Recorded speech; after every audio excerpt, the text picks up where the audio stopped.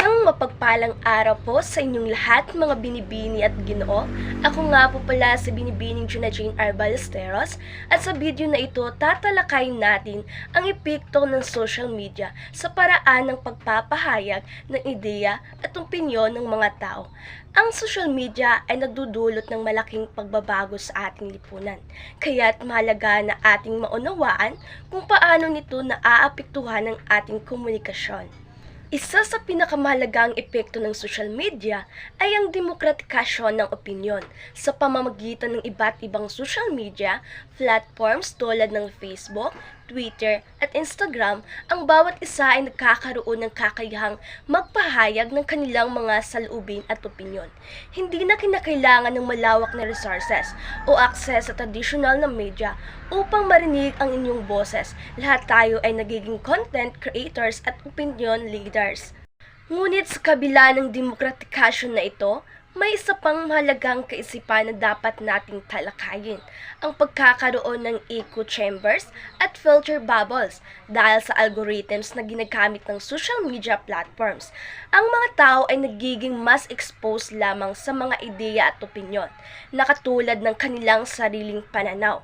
Ito ay nagdudulot ng echo chambers kung saan ang mga impormasyon at opinyon ay paulit-ulit lamang na lumalabas at filter bubbles kung saan ang mga magkaibang pananaw ay hindi naabot. Sa aking palagay, mahalaga na magpatuloy tayo sa paggamit ng social media upang maipahayag ang ating mga opinyon.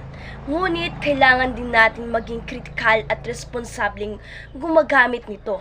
Dapat nating sikaping maabot at maunawaan ang iba't ibang pananaw upang mas magiging balanse ang ating kaalaman.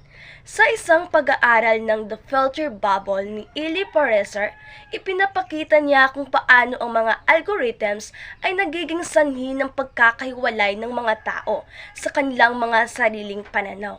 Ang kanyang aklat ay nagiging mahalagang babasahin upang maunawaan ang mga epekto ng filter bubbles.